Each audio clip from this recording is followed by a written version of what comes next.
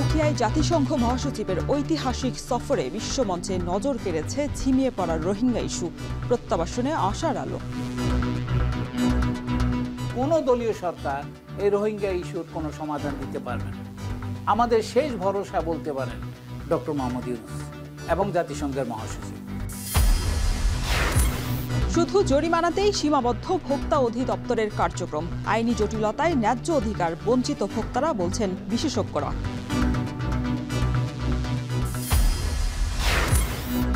বৈশাখের আগেই ঢাকার অলিগলি সহ সব রাস্তা মেরামত। ৬০ ফিট সড়ক পরিদর্শনে এসে জানালেন উত্তর সিটি কর্পোরেশনের প্রশাসক।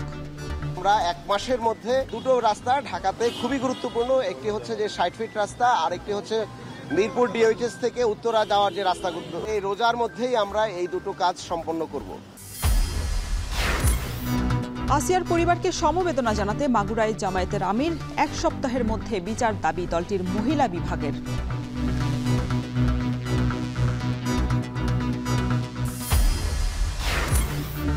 কালিয়াকৈরে ট্রাক এবং সিএনজি অটোরিকশার মুখোমুখি সংঘর্ষে এক নারী সহ ৩ জন নিহত। টাঙ্গাইলে সড়ক দুর্ঘটনায় আরও ১ জনের মৃত্যু।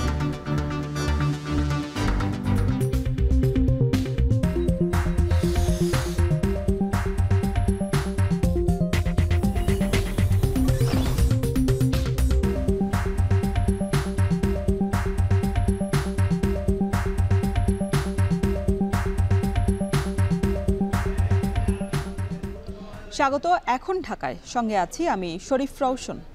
বছরের পর বছর লাখ লাখ রোহিঙ্গার বোঝা টানতে টানতে শেষ পর্যন্ত বাংলাদেশের জন্য তারা হয়ে দাঁড়িয়েছে বিস্ফোরা। তবে শঙ্কা আছে যে কোনো মুহূর্তে আইন শৃঙ্খলার ভয়াবহ অবনতির।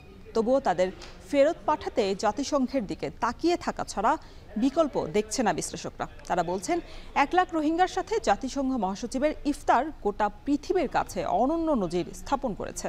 এর মাধ্যমে ঝিমিয়ে পড়া রোহিঙ্গা ইস্যুটি আবারও বিশ্ব দরবারে আলোচনার টেবিলে চলে আসবে। বিস্তারিত জানাচ্ছেন বেলায়েত হোসাইন। এ তৃষ্ণা হয়তো মিটে যায় টিউবওয়েলের স্বচ্ছ কোমল পানিতে, কিন্তু ঘরে ফেরার যে আজন্ম তৃষ্ণা তা মেটাবে কে? বয়স যখন ৭ থেকে ৮ মাস, তখন নির্যাতনের শিকার বাবা মার সাথে সীমান্ত পাড়ি দিয়ে তারা আশ্রয় নিয়েছিলেন বাংলাদেশে। এখন তাদের বয়স ৭ থেকে ৮ বছর। রোহিঙ্গা ক্যাম্পে বড় হওয়া এই শিশুরা বলছেন তাদের মাতৃভূমিতে ফিরে যেতে মন চায়, কিন্তু অন্তরে জুলুমের ভয়। জুলুম করবে, গুলি মেরে ফেলবে আমাকে, চাই না। অনেক ইচ্ছা করে ফিরে যেতে আমাদের। এখন আসছি ১২ বছর, দেড় সপ্তাহ আসছি। আমার মা বোনের জুলুম গেছে মগবাই। ২০১৭ সালে সীমান্তে যে ঢল নেমেছিল রোহিঙ্গা জনগোষ্ঠীর, সরকারি হিসেবে এখন তা ১৩ লাখের মতো। যদিও বেসরকারি হিসেব বলছে বাংলাদেশে আশ্রিত রোহিঙ্গার সংখ্যা আরও কয়েক লাখ বেশি। যখনই প্রত্যাবাসনের আলোচনা ওঠে, তখনই রোহিঙ্গাদের দাবি নাগরিকত্ব আর ভিটামাটি বুঝিয়ে দিয়ে তাদেরকে নিতে হবে মর্যাদার সাথে। নিজের বাড়ি, নিজের আইডেন্টি কার্ড, মানি, নাগরিকত্ব সব দিতে হলে এখানে চলে যাবে। গলার কাটা হয়ে থাকা এই সংকট আরো কতদিন, কত মাস কিংবা কত বছর ধরে বয়ে যেতে হবে মানবিক বাংলাদেশকে।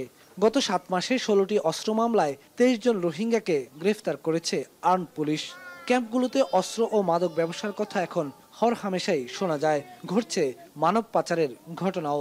সব মিলিয়ে রোহিঙ্গাদের কারণে আইন শৃঙ্খলা পরিস্থিতির ভয়াবহ অবনতির শঙ্কা নিয়ে বাংলাদেশকে সহ্য করে যেতে হচ্ছে এই বিস্ফোরা। আমাদের জন্য এটা বিরাট একটা বোঝা।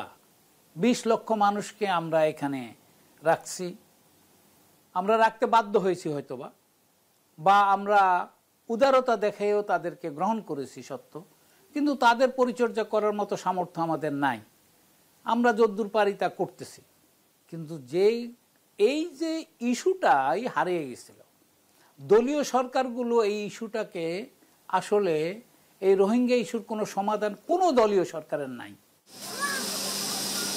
১৯৭৮ সালে তৎকালীন রাষ্ট্রপতি জিয়াউর রহমান রোহিঙ্গাদের আশ্রয় দিয়ে আবার ফেরত পাঠিয়ে দৃষ্টান্ত স্থাপন করেছিলেন। আর এখন জাতিসংঘের দিকে তাকিয়ে থাকা ছাড়া আর কোনো উপায়ও নেই। এদেরকে ফেরত পাঠানোর জন্য জিয়াউর রহমান যে দৃষ্টান্ত স্থাপন করেছে, এটা জিয়াউর রহমানের একটা প্রথম কীর্তি বলতে পারেন। আমাদের শেষ ভরসা বলতে পারেন ডক্টর মোহাম্মদ ইউনূস এবং জাতিসংঘের মহাসচিব। তারা চেষ্টা করলে চীনকে এবং মার্কিন যুক্তরাষ্ট্রকে, ইউরোপিয়ান ইউনিয়নকে অনেকটা নৈতিকভাবে বাধ্য করতে পারবে যাতে করে এই রোহিঙ্গাদের প্রত্যাবাসনের একটা ব্যবস্থা তারা করে। তবে জাতিসংঘ মহাসচিবের এই সফরকে অত্যন্ত তাৎপর্যপূর্ণ বলে মনে করছেন বিশ্লেষকরা।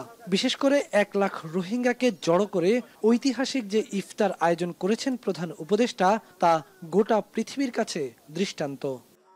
8-10 বছরে অনেকগুলো আন্তর্জাতিক ক্রাইসিস তৈরি হয়েছে আপনার বিভিন্ন দেশে, ইউক্রেনে, আপনার গাজায়, সিরিয়াতে। এইসব ক্রাইসিসের কারণে রোহিঙ্গা ক্রাইসিস থেকে আন্তর্জাতিক সম্প্রদায়ের ফোকাসটা একটু সরে গিয়েছিল। আমরা মনে করি যে জাতিসংঘ মহাসচিব এখানে আসায় ইন্টারন্যাশনাল অ্যাটেনশনটা আবার এখানে আসবে এবং রোহিঙ্গাদের যে হ্রাসমান যে খাদ্য সাহায্য সেটা আবার হয়তো আরো বাড়বে। 1 লক্ষ লোক নিয়ে ইফতার করার ঘটনা যে খুব বেশি আছে দুনিয়াতে তা নয়। তাছাড়া 1 লক্ষ শরণার্থীকে নিয়ে ইফতার করার ঘটনা মনে হয় বিরল। কাজে উনি পারবেন ইচ্ছা করলেই রোহিঙ্গা শরণার্থীদের ফেরত পাঠানোর ব্যবস্থা করতে। এটা আমার দৃঢ় বিশ্বাস, খুব লম্বা সময় লাগবে না। এদিকে প্রত্যাবাসনের ইস্যু ছাড়াও আরেকটি বড় সংকট এখন রোহিঙ্গাদের খাদ্য বাজেটে কাটছাঁট করার সিদ্ধান্ত। তবে এ বিষয়ে জাতিসংঘ মহাসচিব যে প্রতিশ্রুতি দিয়ে গেলেন তার বাস্তবায়নই আপাতত জরুরি।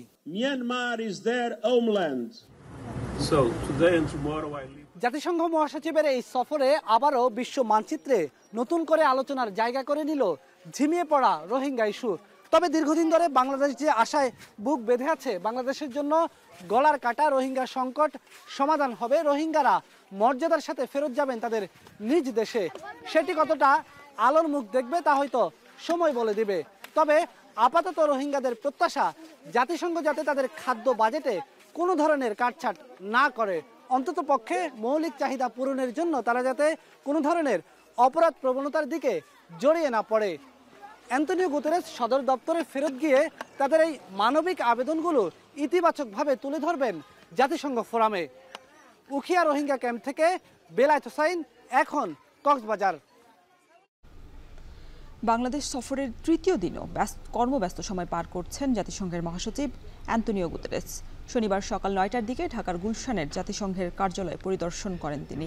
পরিদর্শন শেষে সেখানকার কর্মকর্তা এবং কর্মচারীদের সাথে ফটো সেশনে অংশ নেন জাতিসংঘের মহাসচিব।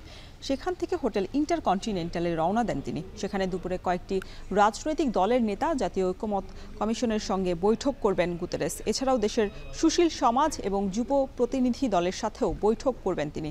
বিকেলে প্রধান উপদেষ্টার সাথে যৌথ সম্মেলনে অংশ নেওয়ার কথা রয়েছে জাতিসংঘের মহাসচিবের।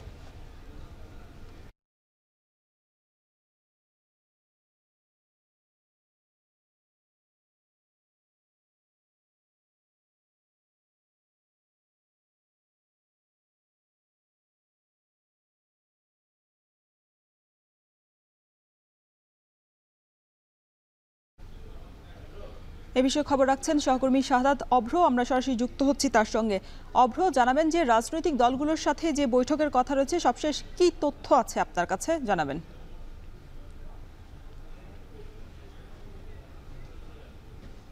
আমি আছি ঠিক ইন্টারকন্টিনেন্টালের সামনে, যেখানে কিনা হচ্ছে যেই মহাসচিব আছেন জাতিসংঘের, তিনি কিন্তু হচ্ছে গুলশান থেকে তার যেই ঢাকাস্থ জাতিসংঘের কার্যালয়, সেই কার্যালয়ের বিভিন্ন জিনিসপত্র দেখা পরিদর্শন এবং হচ্ছে উদ্বোধন শেষে কিন্তু তিনি হচ্ছে এখানে ফিরছেন তার হোটেল ইন্টারকন্টিনেন্টালের। এবং এখানটায় কিন্তু এখন কড়া নিরাপত্তা ব্যবস্থা জোরদার করা হয়েছে।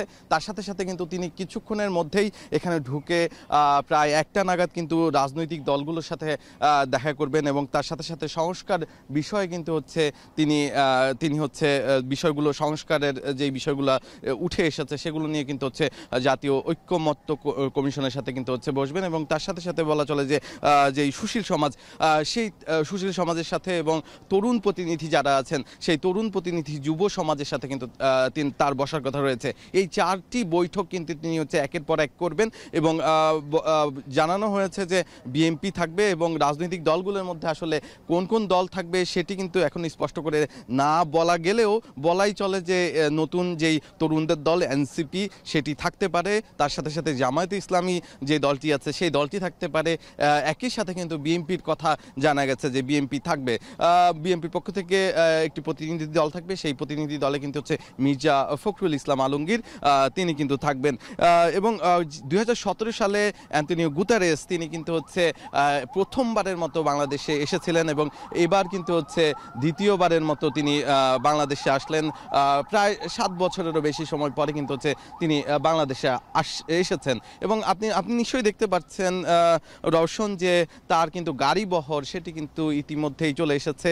জাতিসংঘের যেই পতাকাবাহী গাড়িটি সেটিতেই আছেন অ্যান্টনিও গুতেরেস। তিনি কিন্তু হচ্ছে তার পতাকাবাহী গাড়িটি নিয়ে এই মুহূর্তে হোটেল ইন্টারকন্টিনেন্টালে ঢুকছেন এবং তিনি তার ঢাকাস্থ যেই জাতিসংঘের কার্যালয় সেখানে কিন্তু হচ্ছে ছিলেন, সেখান থেকেই মূলত তিনি এখানে এসে পৌঁছেছেন এইমাত্র এবং তার কিন্তু 12:45 নাগাদ যেই সুশীল সমাজ এবং ঐক্যমত্য কমিশন তার সাথে কিন্তু বসার কথা রয়েছে। এর পরপরই 1টা নাগাদ কিন্তু বসার কথা রয়েছে বিএনপির সাথে এবং রাজনৈতিক গুরুত্বপূর্ণ যে রাজনৈতিক দলগুলো আছে তাদেরকে কিন্তু হচ্ছে আমন্ত্রণ জানানো হয়েছে। সেই আমন্ত্রণে সাড়া দিয়ে বিএনপির আসার কথা রয়েছে এবং তার সাথে সাথে এনসিপির আসার সম্ভাবনা আমরা জানতে পেরেছি। তার সাথে সাথে কিন্তু হচ্ছে জামাত ইসলামেরও কিন্তু আসার কথা আমরা শুনেছি। এই মুহূর্তে অ্যান্টনিও গুতেরেস তিনি কিন্তু হচ্ছে হোটেলে তিনি যেই হোটেলে উঠেছেন সেই হোটেলে কিন্তু হচ্ছে এসে পৌঁছেছেন এবং তার পক্ষ থেকে কিন্তু জানানো হয়েছে তিনি কিন্তু এই যে পরপর যেই চারটি মিটিং বা বৈঠক সেই বৈঠকের শেষে কিন্তু তিনি হচ্ছে যে সাংবাদিক আছেন এবং পররাষ্ট্র মন্ত্রণালয় এবং জাতিসংঘের মহাসচিবের পক্ষ থেকে দ্বিপাক্ষিক একটি সংবাদ সম্মেলন করার কথা রয়েছে। এর মধ্য দিয়ে কিন্তু হচ্ছে শেষ হবে তার কার্যক্রম। এর পরবর্তীতে ডক্টর মোহাম্মদ ইউনূসের পক্ষ থেকে কিন্তু হচ্ছে নৈশ ভোজের আমন্ত্রণ জানানো হয়েছে, সেখানে কিন্তু তিনি থাকবেন। এই হচ্ছে আজকের যেই 4 দিনের তৃতীয় দিনে তার কর্মসূচি। এই ছিল আমার কাছে সর্বশেষ। রওশন। জাতিসংঘ মহাসচিবের তৃতীয় দিনের কর্মসূচির বিষয়ে বিস্তারিত জানাচ্ছিলেন আমাদের সহকর্মী শাহাদাত অভ্র। 1 সপ্তাহের মধ্যে শিশু আসিয়া হত্যার বিচার সহ 5 দফা দাবি জানিয়েছে বাংলাদেশ জামায়াতে ইসলামীর মহিলা বিভাগ। সকালে জাতীয় প্রেস ক্লাবের সামনে এক মানববন্ধন থেকে এসব দাবি জানানো হয়। এ সময় বক্তারা বিচারহীনতার সংস্কৃতি থেকে বেরিয়ে এসে সরকারের কাছে ধর্ষকদের দ্রুতই বিচার নিশ্চিত করতে দাবি জানান। বক্তারা সমাজে একটি নারী এবং শিশু বান্ধব পরিবেশ নিশ্চিত করতে সবাইকে এগিয়ে আসার আহ্বান জানান। তারা বলেন, নারীর সম্মান প্রতিষ্ঠায় নারী পুরুষ সবাইকে একসাথে এগিয়ে আসতে হবে।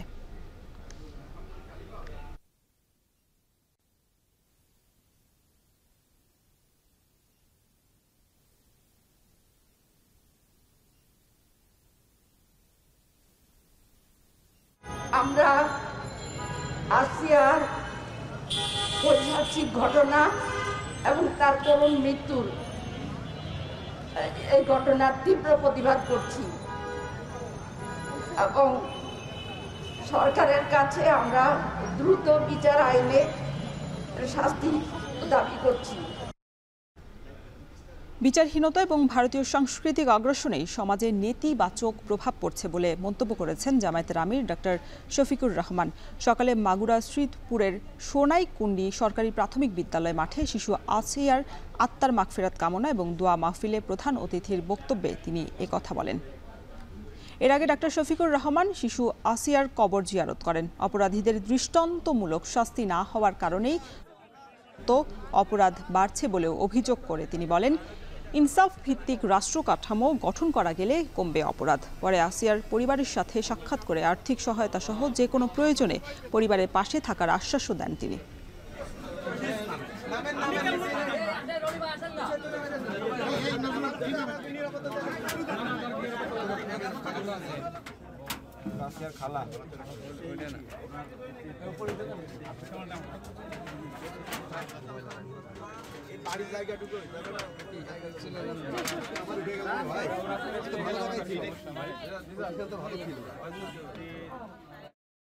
লম্পটদের হাতে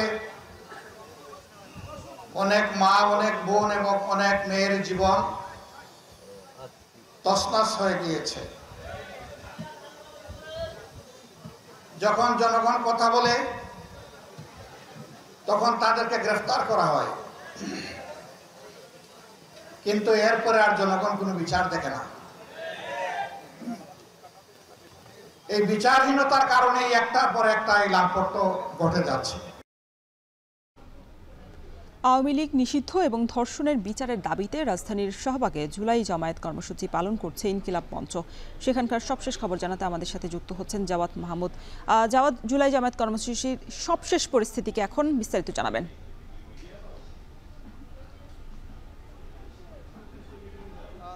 ইনকিলাব মঞ্চ তারা বেলা 11টার দিকে শাহবাগ জাতীয় জাদুঘরের সামনে অবস্থান নেয়।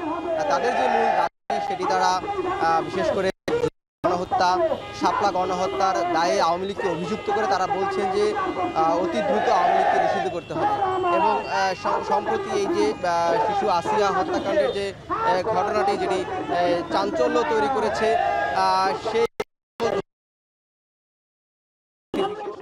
ট্রাইব্যুনাল গঠন করতে হবে এবং শুধু ট্রাইব্যুনাল গঠনই নয়, 90 দিনের মধ্যে ধর্ষকদের বিচার কার্যকর করতে হবে তারা বলছেন।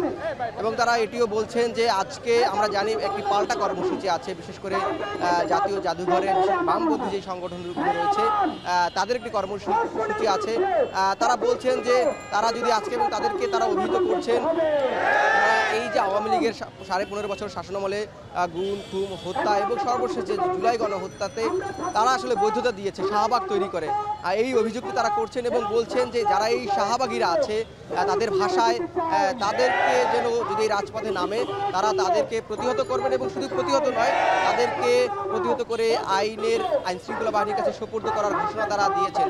এবং তারা এটিও বলছেন যে এই ইনকিলাব মঞ্চের যে মুখপাত্র শরীফ ওসমান হাদি তিনি বলছিলেন যে এই যে আজকে তাদের যে অবস্থান কর্মসূচি এটাকে তারা জুলাই জামায়াত বলছেন। এই জুলাই জামায়াত এটি তাদের একটি ধারাবাহিক কর্মসূচি, তারা আসলে এটি করে যাবেন। আরেকটি বিষয় বলছেন যে এই অন্তর্বর্তী সরকারকে এবং জুলাই গণ অভ্যুত্থানকে ব্যর্থ করার জন্য, ভুলিয়ে দেওয়ার জন্য ভারতীয় চক্রান্তে যারাই করছে তাদেরকে প্রতিহত করা হবে এবং তিনি যেটি বলছেন যে তাদের বিষ দাঁত ভেঙে দেওয়া হবে। এবং একই সাথে তারা বলছেন যে অন্তর্বর্তী সরকার প্রধান ডক্টর মোহাম্মদ ইউনূসের বিভিন্ন ধরনের সমালোচনা থাকলেও কিন্তু তাকে শক্তিশালী করার জন্য বা তাকে সর্বাত্মক সহযোগিতা করার জন্য তারা প্রস্তুত থাকবেন। এবং আমরা দেখেছি যখন ঠিক বেলা 12টায় শাহবাগের জাতীয় জাদুঘরের সামনে তারা টিএসসি অভিমুখী যে একটি র্যালি তারা শুরু করেছেন, এটি চারুকলা অনুষদ অর্থাৎ ঢাকা বিশ্ববিদ্যালয়ের চারুকলা অনুষদের সামনে আসার পর আইন শৃঙ্খলা বাহিনীর সদস্যরা তাদের পথ রোধ করে এবং তারা থামিয়ে দেয়। থামিয়ে দেওয়ার পরে মূলত তারা আসলে এই যে চারুকলার সামনে মূল ফটকের যে রাস্তার পাশে সেখানে অর্থাৎ জুলাইকে ঘিরে যারাই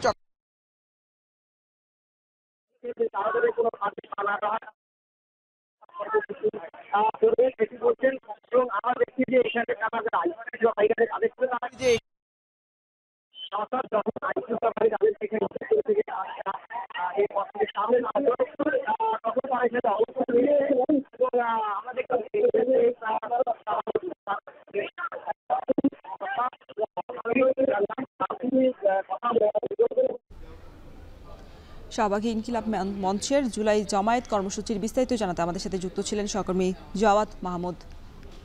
গেল 15 বছরে বাজার তদারকি করে প্রায় 140 কোটি টাকা জরিমানা করেছে ভোক্তা অধিদপ্তর। তাতে ভোক্তা অধিকার আদায়ের সূচকে উন্নতি হয়নি। সংশ্লিষ্টরা বলছেন আইনের ত্রুটিতেই ন্যায্য অধিকার থেকে বঞ্চিত হচ্ছেন ভোক্তারা। এদিকে ভোক্তার অধিকার নিয়ে কাজ করা বেসরকারি প্রতিষ্ঠানের দাবি অধিকার প্রতিষ্ঠায় স্বতন্ত্র প্রতিষ্ঠান বা পৃথক মন্ত্রণালয়ের। বিশ্ব ভোক্তা অধিকার দিবসে এ নিয়ে শাহিনুল ইসলাম সাগরের প্রতিবেদন। মানুষকে হয়রানি করা, মানুষকে কিভাবে নিজের স্বার্থবান হওয়া যায়, এইটাই হলো এই দেশের লোকের কাজ, ব্যবসায়ীদের। আমার লাগে মনে করেন 100 লিটার, আমার কোম্পানি দিতেছে 20 লিটার, এই জন্য আমি কাস্টমারের সাইডের মধ্যে দিতে পারতেছি না। এখন ওই জন্য কাস্টমারের অনেক সময় ক্ষোভ থাকে আমাদের উপরে। এই বক্তব্যই জানান দেয় ব্যবসায়ের প্রতি ভোক্তার দৃষ্টিভঙ্গি কেমন। 50 টাকা, কিছুক্ষণ পর হয়তো 60 টাকা, কিছুক্ষণ পর 70 টাকা। সেই বাড়তি যে পয়সাটা এই পয়সাটা আমাকে কে দেবে? এখানে ভোক্তা আইসা কোনো কমপ্লেন পাওয়ার মতন আমাদের এখানে কোনো জিনিস নাই। কিছু কিছু জায়গায় কিছু অনিয়ম হচ্ছে, এটা বোঝা যায়। ভোক্তা ব্যবসায়ীর পাল্টাপাল্টি অভিযোগের গন্তব্য কোথায় তার বেশ কটি উত্তর মেলে ভোক্তা অধিকার নিয়ে কাজ করা সরকারি প্রতিষ্ঠানের কাজের ওপর। দেশে ভোক্তার অধিকার সংরক্ষণে বেশ কয়েকটি সরকারি প্রতিষ্ঠান কাজ করলেও মূল দায়িত্ব ভোক্তা অধিকারের উপরেই।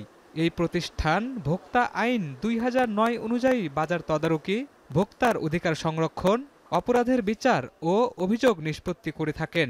কিন্তু প্রশ্ন হলো, এরপরও ভোক্তা ন্যায্য অধিকার হারাচ্ছেন কেন?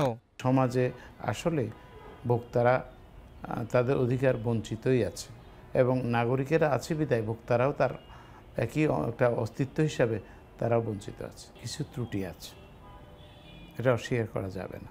আমরা যেটা নেই প্রশাসনিক ব্যবস্থা, এটা মোবাইল কোর্ট বলার সুযোগ নেই। আমরা কোর্ট করবে বিচারক, আমরা কেউ বিচারক নই। আইনে ই-কমার্স, স্বাস্থ্যসেবা, টেলিকম, বাড়ি ভাড়া সহ সরকারি সেবা প্রতিষ্ঠানের অভিযোগের বিষয়ে উল্লেখ নাই, অথচ ই-কমার্স ও সেবা খাতের অভিযোগই শীর্ষে রয়েছে। একই সঙ্গে আইন প্রয়োগে রয়েছে দ্বৈতনীতি। বিদ্যমান আইনে অপরাধীর সর্বোচ্চ সাজা 3 বছর কারাদণ্ড সহ 2 লাখ টাকা জরিমানার বিধানও রয়েছে। তবে এত কিছু থাকলেও মামলা করার এখতিয়ার নাই অধিদপ্তরের। আবার এ বিষয়ে আদালতে মামলা করতে লাগবে ভোক্তা মহাপরিচালকের সুপারিশ। এখানে বা আইনে যেটা বলা আছে যে রেস জুডিকাটা, দ্বৈত বিচারে বাধা। এক অর্থে আবার আমারটা বিচার নয়, ওনারটা বিচার, সে দ্বৈত হয় না। কিন্তু পাবলিক তো ঠিকই দুইবার সে সাজার সম্মুখীন হচ্ছে। আইনের আশ্রয় লাভের অধিকার সকলের। এখানে আবার বলে দেওয়া আছে আমাদের কাছে না এসে কেউ আদালতে বিচার চাইতে পারবেন না। আইনের ফাঁকফোকরে বন্দী ভোক্তার অধিকার, বলছেন ভোক্তা অধিকার নিয়ে কাজ করা বেসরকারি প্রতিষ্ঠান। যারা ভোক্তার এই অধিকারগুলো নিয়ে কাজ করে, যে মানে সরকারি প্রতিষ্ঠানগুলো, এদেরকে স্বতন্ত্র একটা প্ল্যাটফর্মে একটা আলাদা মিনিস্ট্রি হইতে পারে যদি বড় করে চিন্তা করা হয়। নিতান্ত যদি মিনিস্ট্রি না হয় তাহলে এটা স্বতন্ত্র সংবিধিবদ্ধ প্রতিষ্ঠান, কমিশন হওয়া দরকার, যেমন দুদক।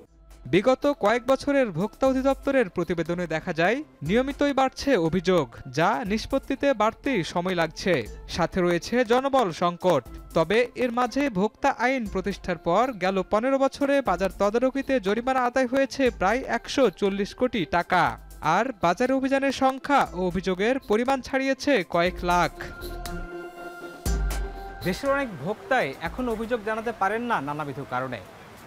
অভিযোগ করতে একদিকে যেমন লাগে কাগজপত্র, অন্যদিকে সেটা প্রমাণ করতে লাগে প্রমাণাদিও। স্বাভাবিকভাবেই ভোক্তা যখন কোনো পণ্য কেনেন তখন তিনি নিশ্চয়ই প্রতারিত হওয়ার জন্য আগাম প্রস্তুতি রাখেন না, ফলে কাগজ সংরক্ষণ করে থাকেন না। অন্যদিকে দেশের যে ব্যবসায়ীরা রয়েছেন তারা বিক্রয় শেষে বিক্রয় রসিদ দেওয়ার যে কথা রয়েছে সেটিও ঠিকমতো দেন না। দেশের যে ভোক্তা আইন রয়েছে সেই আইন দিয়েও ভোক্তা অধিকার প্রতিষ্ঠা করার জন্য পর্যাপ্ত নয় বলে বলছেন আইন বিশেষজ্ঞরা। এসব ত্রিমুখী দান্দিকতায় ভোক্তা তার অধিকার খোয়াচ্ছেন কিনা সেটি একটি বড় প্রশ্নই থেকে যায়। শাহিনুল ইসলাম সাগর, এখন, ঢাকা। বৈশাখের আগেই রাজধানীর অলিগলি সহ সব রাস্তা মেরামত করা হবে। একই সাথে রোজার মধ্যে মিরপুর 60 ফিটের রাস্তা কাজ শেষ করে তা জনসাধারণের জন্য খুলে দেওয়া হবে বলেও জানিয়েছেন। মিরপুরের 60 ফিট রাস্তা মেরামতের কাজ পরিদর্শন শেষে এই আশ্বাস দেন ঢাকা উত্তর সিটির প্রশাসক মোহাম্মদ এজাজ। সকাল 8:30টার দিকে মিরপুর 60 ফিট এলাকায় সড়ক পরিদর্শন করেন উত্তর সিটির প্রশাসক। এ সময় তিনি আরও বলেন, যারা সরকারি রাস্তার কাজে বাধা সৃষ্টি করবে তাদের কোনো ছাড় দেওয়া হবে না। পাশাপাশি রাস্তার পাশে কোনো বাড়ি প্ল্যানের বাইরে নির্মিত হলে তার মালিকের বিরুদ্ধেও ব্যবস্থা নেওয়া হবে বলেও হুঁশিয়ারি দেন ডিএনসিসি প্রশাসক। এ সময় ঈদের পর ফুটপাত দখল মুক্ত করতে অভিযান শুরুর আশাবাদ ব্যক্ত করেন তিনি। ম্যাক্সিমাম বড় বড় রাস্তাগুলো কিন্তু এই চললে মনে হয় যে আমরা কোনো যুদ্ধ বিধ্বস্ত নগরীতে চলছি। তো সুতরাং এটারই দুটো রাস্তা ঢাকাতে খুবই গুরুত্বপূর্ণ। একটি হচ্ছে যে 60 ফিট রাস্তা, আর একটি হচ্ছে মিরপুর ডিওএইচএস থেকে উত্তরা যাওয়ার যে রাস্তাগুলো আছে। এই দুটো রাস্তা দিয়ে আজ থেকে 1 মাস আগেও কেউ যদি চলাফেরা করে থাকেন তাহলে আপনাদের শরীর খারাপ হয়ে গেছে, কারো গাড়ি ভেঙে গিয়েছে, কারো ঘাড়ে ব্যথা পেয়েছেন, কেউ বমি করেছেন, এরকম সিচুয়েশন ছিল। তো সেই অবস্থানে যখন আমরা দায়িত্ব নিয়েছি, আমাদের পুরো টিম আমরা সিদ্ধান্ত নিয়েছি যে আমরা 1 মাসের মধ্যে ইভেন এই রোজার মধ্যেই আমরা এই দুটো কাজ সম্পন্ন করব। এই রাস্তা নির্মাণ করার জন্য কোঅপারেশন করতে আমরা বাধ্য করব। এখানে আমরা কোনো ছাড় দিব না।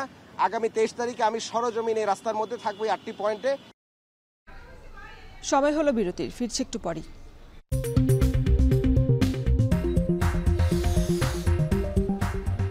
স্বাগত এখন ঢাকায়। গাজীপুরের কালিয়াকৈরে ট্রাক এবং সিএনজি চালিত অটোরিকশার মুখোমুখি সংঘর্ষে এক নারীসহ 3 জন নিহত হয়েছেন। এই ঘটনায় আহত হয়েছেন আরও একজন। সকালে উপজেলার মাওনা ফুলবাড়ি আঞ্চলিক সড়কের নামাশুলাই এলাকায় এই দুর্ঘটনাটি ঘটে। পুলিশ জানায় শ্রীপুরের মাওনা চৌরাস্তা থেকে সিএনজি চালিত অটোরিকশা যাত্রী নিয়ে কালিয়াকৈরের যাচ্ছিল। নামাশুলাই এলাকায় পৌঁছালে ইট ভর্তি ট্রাকের সাথে মুখোমুখি সংঘর্ষ হয়। এতে দুমড়ে মুচড়ে যায় অটোরিকশাটির সামনের অংশ। ঘটনাস্থলেই মারা যান 3 জন। এই সময় গুরুতর আহত একজনকে উদ্ধার করে কালিয়াকৈর উপজেলা স্বাস্থ্য কমপ্লেক্সে পাঠানো হয়। তাৎক্ষণিকভাবে অটোরিকশা চালকের পরিচয় জানা গেলেও বাকি 2 জন নিহতের পরিচয় এখন পর্যন্ত পাওয়া যায়নি। ঘাতক ট্রাকটি জব্দ করা হলেও চালক পালিয়ে গেছে। 3 জনের লাশ পাইছি, একজনের লাশ শনাক্ত হয়েছে, আর 2 জনের লাশ আমরা চেষ্টা করতেছি শনাক্ত করার জন্য, আর বাকি কার্যক্রম প্রক্রিয়াধীন। আমরা থানায় নিচ্ছি, থানায় নেওয়ার পরে যে আইনগত যেটা ব্যবস্থা হয় সেটাই আমরা করব। টাঙ্গাইলের মির্জাপুরে মহাসড়কের ওপর উল্টে পড়া আলুর ট্রাকের সাথে অপর ট্রাকের ধাক্কায় এক শ্রমিক নিহত হয়েছেন। এতে ঘটনাস্থলে থাকা গোড়াই হাইওয়ে থানার ওসি সহ 6 জন আহত হয়েছেন।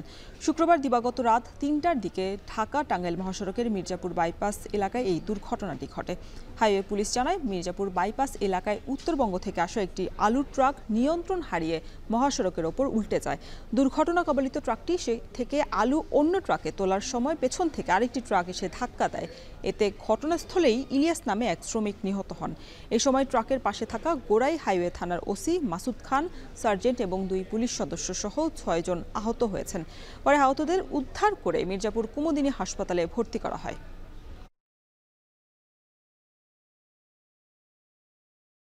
ঈদকে ঘিরে জমে উঠেছে ঈদের কেনাকাটা। ছুটির দিন হওয়ায় সকাল থেকেই শপিং মলগুলোতে, ফুটপাতের দোকানগুলোতে ভিড় করছেন ক্রেতারা। ঈদের কেনাবেচার সবশেষ খবর জানাতে খিলগাঁও কান্ট্রি বয় শোরুম থেকে যুক্ত হচ্ছেন সহকর্মী মেহেরিন অ্যানি।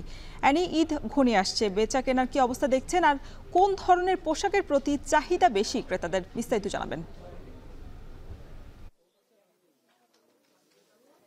রোশন, সাপ্তাহিক ছুটি হওয়ায় সকাল থেকেই শপিং মল থেকে শুরু করে যেসব নন ব্র্যান্ডেড দোকানগুলো রয়েছে সেখানে কিন্তু ভিড় অনেকটাই বেড়েছে। আমি এই মুহূর্তে আছি খিলগাঁও কান্ট্রি বয় শোরুমে, যেখানে সকাল থেকেই ক্রেতাদের ভিড়ে অনেকটাই দেখা গিয়েছে যে এই শোরুমটিতে ক্রেতাদের ভিড় অনেকটাই বেশি, এবং যেটি দেখতে পাচ্ছি যে পরিবারের যেসব ছোট সদস্যরা আছে তাদেরকে নিয়েই কিন্তু বাবা মারা এসেছেন এবং তাদের পছন্দকে প্রাধান্য দিয়েই তারা কেনাকাটা করছে, এবং বাচ্চাদের মধ্যেও কিন্তু ঈদকে ঘিরে বেশ আনন্দ এবং উৎসাহ দেখা যাচ্ছে। এছাড়াও যদি বলি যে এখানে যারা আসছেন তারা বলছেন যে যেহেতু অনেকটা গরম পড়ে এসেছে এবং রোজা রেখে এই গরমে অনেকটা স্বস্তিতে কেনাকাটা করার জন্য কিন্তু তারা এই ব্র্যান্ডের যেসব শোরুমগুলো রয়েছে সেখানে আসেন, এবং যেহেতু এক ছাদের নিচেই সব ধরনের পোশাক পাওয়া যাচ্ছে সেই কারণে কিন্তু তারা এখানে আসছেন।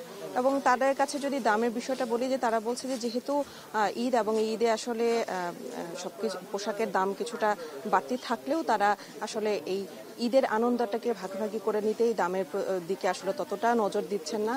তো সেই জায়গা থেকে তারা বলছে যে দাম কিছুটা বেশি থাকলেও তারা এবারে আসলে কেনাকাটা করছেন, এবং এই শোরুমটিতে কিন্তু দেখতে পাচ্ছেন এখন অনেক ক্রেতারাই ভিড় করেছেন এবং তারা তাদের পছন্দ মতো পোশাক কিনছেন। এবং আপনি যেটি বলছিলেন যে কোন ধরনের পোশাকের চাহিদা বেশি, তো সেইখানে যদি সেই জায়গাটির কথা যদি বলি যে মেয়েদের যে পোশাকগুলো রয়েছে এই মেয়েদের পোশাকের বিক্রি কিন্তু অনেকটাই বেড়েছে বলে জানিয়েছে এখানে যারা আসলে বিক্রেতারা আছেন। এবং ছেলেদের পোশাকের মধ্যে পাঞ্জাবির চাহিদা কিন্তু অনেকটাই বেশি, যেহেতু সামনে ঈদ এবং ঈদে আসলে ছেলেদের নামাজ পড়ার বিষয়টি থাকে, তো সেই জায়গা থেকে পাঞ্জাবির বিক্রি কিন্তু অনেকটা বেশি।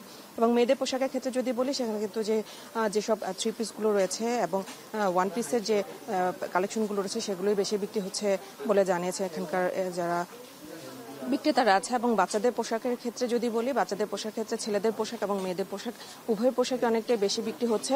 এবং দামের ক্ষেত্রে কথা যদি বলি, এখানে কিন্তু তারা বলছে যে দাম কিছুটা বেশি হলেও এখানে আসলে তারা যেহেতু একটু দর কষাকষি ছাড়া কিনতে পারছেন, তো সেই জায়গা থেকে কিন্তু তারা এখানে কিছুটা স্বাচ্ছন্দ্যে কেনার জন্য কিন্তু তারা এই ব্র্যান্ডের দোকানগুলোতে আসছে। এবং শুধু ব্র্যান্ডের দোকান নেই, বাইরে যেসব দোকানগুলো রয়েছে ফুটপাত থেকে শুরু করে যেসব নন ব্র্যান্ডের দোকানগুলো রয়েছে সেখানেও কিন্তু ক্রেতাদের ভিড় অনেকটাই বেশি। এবং সেই জায়গা থেকে যদি আপনাকে বলি, সেখানে কিছুটা কমে পাওয়া কিন্তু ক্রেতাদের সেখানেও ভিড় চলছে। এবং বিক্রেতারা বলছেন যে এখনো যেহেতু 15 রমজান চলে এসেছে এবং এই রমজানের পর থেকে 15 রমজানের পর থেকে কিন্তু তাদের বিক্রি অনেকটা বাড়বে বলে আশা করছেন বিক্রেতারা, এবং এটি কিন্তু চান রাত পর্যন্ত অনেকটাই থাকবে। এবং যারা ক্রেতারা আসছেন তারা বলছেন যে যেহেতু এখন আসলে 15 রমজানের আগে কিছুটা মার্কেটগুলোতে ভিড় কম, তো সেই জায়গা থেকে তারা এখানে কেনাকাটা করছেন এবং এই কেনাকাটার মাধ্যমে আসলে তারা পরিবারের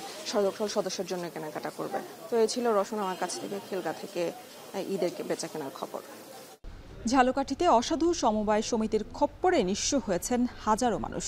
গত 1 বছরে শত কোটি টাকা নিয়ে লাপাত্তা হয়েছে বেশ কিছু সমবায় প্রতিষ্ঠান। লোপাটের সঙ্গে জড়িতদের খোঁজ করলেও মিলছে না কোনো হদিস। গ্রাহকদের টাকা ফেরত দিতে তদন্ত কমিটি গঠন করা হলেও নেই সেটিরও কোনো দৃশ্যমান অগ্রগতি। ঝালকাঠি থেকে আলামিন তালুকদারের প্রতিবেদন। ঝালকাঠি সদর উপজেলার কীর্তিপাশা ইউনিয়ন, এখানকার অধিকাংশ মানুষের জীবিকার অন্যতম মাধ্যম পেয়ারা চাষ ও কৃষিকাজ। এসব খেটে খাওয়া মানুষের সরলতার সুযোগ নিতে ব্যাঙের ছাতার মতো গড়ে উঠেছে অসংখ্য সমবায় সমিতি। এদের উদ্দেশ্য সহজে দ্বিগুণ মুনাফার লোভ দেখিয়ে মানুষের পরিশ্রমের টাকা হাতিয়ে নেওয়া। কীর্তিপাশা ইউনিয়নের ডুমরিয়া গ্রামের শেকর সঞ্চয় ও ঋণদান সমবায় সমিতির মালিক সুমন মজুমদার সদস্যদের প্রায় 25 কোটি টাকা আত্মসাৎ করেই এখন লাপাত্তা। কিছুদিন আগেও ভাঙা টিনের ঘরে বসবাস করা সুমন মজুমদার লাখ লাখ টাকা ব্যয়ে গড়ে তুলেছেন বিশাল ভবন। এছাড়া সমিতির শেয়ার হোল্ডারদের নামে 7 বিঘা জমি ও ডুমুরিয়া বাজারে সমিতির কার্যালয়ের দ্বিতল ভবন নির্মাণ করা হয়েছে। এই সমিতি 5 বছরে দ্বিগুণ লাভ দেওয়ার প্রলোভন দেখিয়ে প্রায় 5 শতাধিক গ্রাহকের টাকা হাতিয়ে নিয়েছে। আত্মসাৎ করবে এটাই তাদের চিন্তাধারা ছিল, জনকল্যাণের জন্য তারা কিছু করে নাই। আমার এই কাজ করিয়ে 2 লক্ষ টাকা জমা করলাম, দেব বলতে বলতে পরবর্তীতে একদিন দেখা গেছে যে হাওয়া হইয়া চলে গেছে। যে ব্যক্তি 500 টাকার বাজার কোনকে ঠিক মতো খাইতে পারতে না, হে একটা 2তলা বিল্ডিং করে ফেলাইছে। শিকড় সমবায় সমিতির মতো প্রতারণার ফাঁদে পড়ে শুধুমাত্র কীর্তিপাশা ইউনিয়নেই নিঃস্ব হয়েছেন কয়েক হাজার গ্রাহক। সঞ্চয়কারীদের শ্রম ও ঘামের সঞ্চিত প্রায় 100 কোটি টাকা হাতিয়ে নেয়া এসব সমিতির অফিসে এখন ঝুলছে তালা। এতে দিশেহারা সঞ্চয়কারীরা। কোটি কোটি টাকা নিয়ে হাওয়াই গেছে। আমরা ফকির, এলাকা ফকির। এখন টাকা তো রাখছি যে 5 বছরে ডাবল দেবে। গরু বাছুর বিক্রি করে গিয়ে অনেকে রাখছে, সেই টাকাগুলো নিয়ে তারা পালাই গেছে, অনেকেই পাইতেছে না, অনেক মানুষ এখন পথে বয়ে গেছে। এদিকে অভিযোগের ভিত্তিতে উপজেলা সমবায় অফিসের পক্ষ থেকে গঠন করা হয়েছে তদন্ত কমিটি। বেশ কয়েকটি সমিতিকে ঝুঁকিপূর্ণ হিসেবে চিহ্নিত করা ছাড়া এ তদন্ত কমিটির নেই উল্লেখযোগ্য কোনো অগ্রগতি। ইতিমধ্যে অনেকগুলো সমিতির বিরুদ্ধে আমরা ব্যবস্থা নিয়েছি এবং পাশাপাশি কিছু সমিতির বিরুদ্ধে তদন্ত কার্যক্রম এখনো চলমান আছে।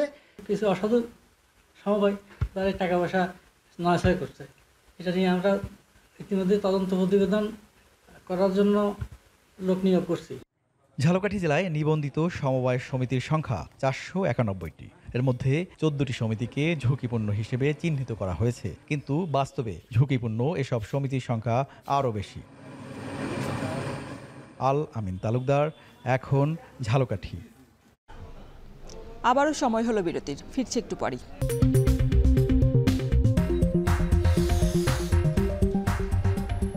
বিরতির পর আরও একবার স্বাগত জানাচ্ছি এখন ঢাকায়। বহুল আলোচিত বাংলাদেশ প্রকৌশল বিশ্ববিদ্যালয় বুয়েটের শিক্ষার্থী আবরার ফাহাদ হত্যা মামলায় রোববার হাইকোর্টের রায় ঘোষণা হতে পারে। মামলাটি বিচারপতি AKM আসাদুজ্জামান এবং বিচারপতি সৈয়দ এনায়েত হোসেনের সমন্বয়ে গঠিত হাইকোর্ট বেঞ্চের কার্যতালিকায় রোববার রায় ঘোষণার জন্য রাখা হয়েছে।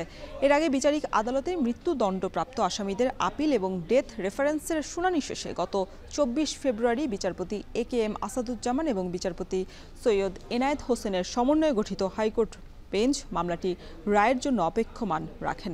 গত 10 ফেব্রুয়ারি এই মামলার মৃত্যুদণ্ডপ্রাপ্ত আসামিদের আপিল এবং ডেথ রেফারেন্সের শুনানি শুরু হয়। এই মামলায় 2021 সালের 8 ডিসেম্বর আবরার ফাহাদ হত্যা মামলায় 20 জনের মৃত্যুদণ্ড এবং 5 জনের যাবজ্জীবনের আদেশ দেন বিচারিক আদালত। সময়ের ব্যবধানে পরিবর্তন আসছে প্রসাধনী পণ্য ব্যবহারে। বিদেশি পণ্য ব্যবহারের চেয়ে দেশি পণ্যের প্রতি ঝুঁকছেন ক্রেতারা। এবার ঈদকে কেন্দ্র করে পটুয়াখালীর প্রসাধনীর বাজারগুলোতে বাড়তে শুরু করেছে ক্রেতার ভিড়। জসিম পারভেজের প্রতিবেদনে দেখুন বিস্তারিত। রোজার প্রথম ভাগ শেষ হতেই জমতে শুরু করেছে প্রসাধনীর বাজার। ঈদকে কেন্দ্র করে জেলার বিভিন্ন মার্কেট, শপিং কমপ্লেক্স ও দোকানগুলিতে বাহারি প্রসাধনী এনেছেন বিক্রেতারা। এর মধ্যে নারীদের প্রথম পছন্দ মেহেদি। নতুন পোশাকের সৌন্দর্য বাড়াতে চলছে কসমেটিক্সের কেনাকাটাও। দেশীয় পণ্য তো অনেক ভালো, তারপরে মেহেদি আছে, সাবান আছে, আরো অনেক কিছু আছে। দেশীয় পণ্য হিসেবে মানে ভালো। ছোটবেলা থেকে আমরা এই মেহেদিটা ব্যবহার করে আসছি এবং এটা অনেক ভালো। Face powder, serum, shadow, perfume, hair gel, face pack এসবের চাহিদা সারা বছর থাকলেও ঈদ বাজারে বিক্রি বাড়ে কয়েক গুণ। তবে এই ঈদে ক্রেতাদের পছন্দের তালিকায় রয়েছে দেশীয় পণ্য। এই মেহেদির চাহিদা অনেক বেশি এবং এই মেহেদি অনেক স্টক করছে। মমতাজের এই প্রোডাক্টগুলি সবই মোটামুটি ভালোই চাপ আছে বিক্রির। ব্যবসায়ী নেতারা বলছেন এবারের ঈদে দেশীয় ব্র্যান্ডের প্রাধান্য দিচ্ছেন। গুণগত মান ভালো হওয়ায় পাশাপাশি দামও তুলনামূলক কম হওয়ায় বাড়ছে ক্রেতাদের চাহিদা। দেশি পণ্যের কারখানাগুলো আমাদের দেশীয় শ্রমিকরা কাজ করে, সেই জায়গা থেকে তারা উপকৃত হয়, আমরা উপকৃত হই এবং টোটাল এই জায়গা থেকে আমাদের দেশেরও জিডিপিতে তারা অবদান রাখতে পারতেছে। তাদেরকে উদ্বুদ্ধ করতেছি যে যাতে দেশি পণ্যগুলো বেশি বিক্রি হয়, বিদেশি পণ্যটাকে যেহেতু কম বিক্রি করা যায় এবং তাতে দেশের পণ্য বিক্রি করলে সেটার গুণগত মানের দিক থেকেও ওটারই হবে এবং দেশের মানুষ উপকৃত হবে। রমজান উপলক্ষে পটুয়াখালীর 7টি উপজেলায় প্রায় 60 কোটি টাকার প্রসাধনী বিক্রির আশা ব্যবসায়ীদের। এখন পটুয়াখালী। এবার দেশের বাইরের খবর। নামাজ চলাকালীন পাকিস্তানের দক্ষিণ ওয়াজিরিস্তানের একটি মসজিদে বিস্ফোরণে 2 শিশুসহ আহত হয়েছেন অন্তত 4 জন। জমিয়ত উলামা ইসলাম ফজল নামে রাজনৈতিক দলের নেতা আবদুল্লাহ নাদিমকে লক্ষ্য করেই হামলা চালানো হয় বলে জানিয়েছে স্থানীয় পুলিশ। হামলায় তিনি গুরুতর আহত হয়ে হাসপাতালে ভর্তি হয়েছেন। বিস্ফোরণে হামলায় তিনি গুরুতর আহতের সাথে মসজিদের ভেতরে ধ্বংসাবশেষ ছড়িয়ে ছিটিয়ে পড়ে থাকতে দেখা যায়। হামলার দায় এখনও স্বীকার করেনি কোনো গোষ্ঠী। সম্প্রতি আফগানিস্তান পাকিস্তান সীমান্তবর্তী অঞ্চলগুলোতে সন্ত্রাসী হামলা ঘটনা বেড়েছে।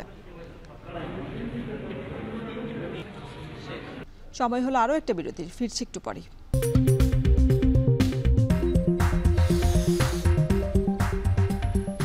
আরও একবার স্বাগত জানাচ্ছি এখন ঢাকায়।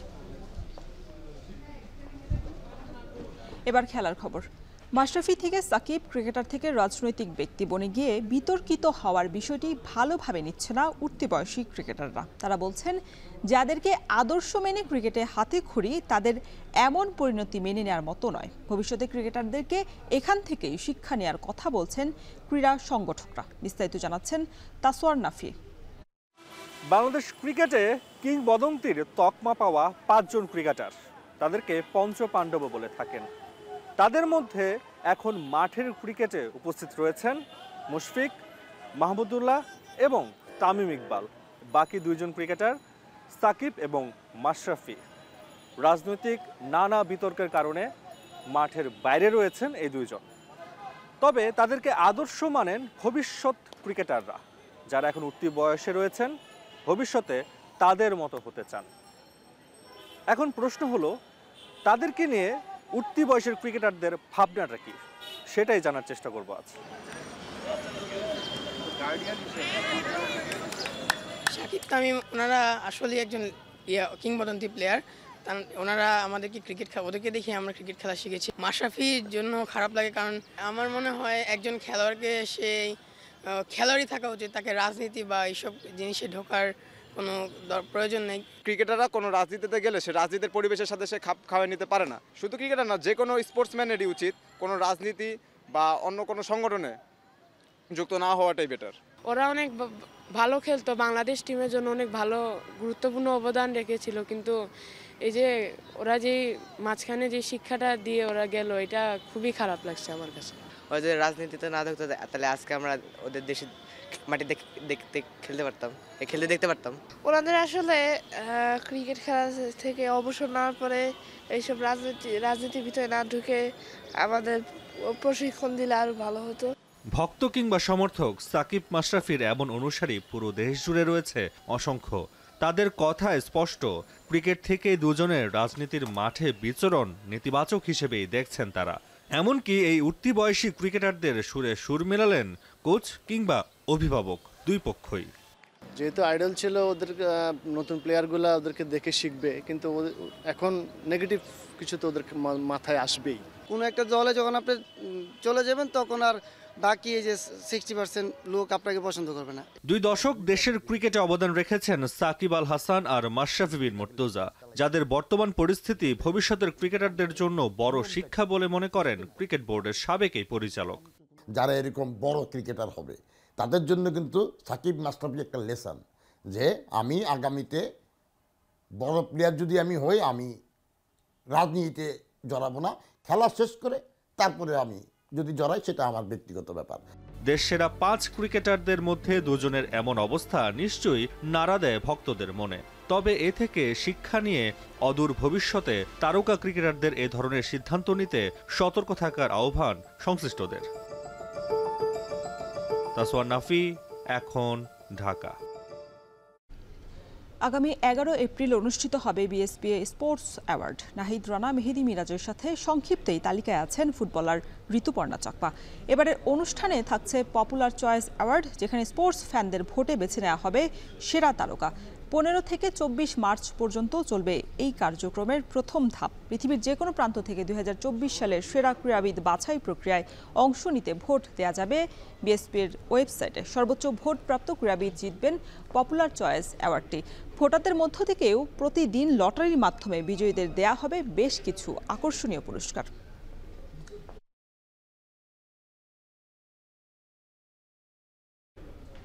শেষ করছি এখন ঢাকা। এখন টেলিভিশন ওয়েবসাইটে দেখতে ভিজিট করুন www.ekon.tv। এছাড়া ফেসবুকে দেখতে ভিজিট করুন facebook.com/tv.ekon এবং ইউটিউবে দেখতে ভিজিট করুন youtube.com/c/ekontv।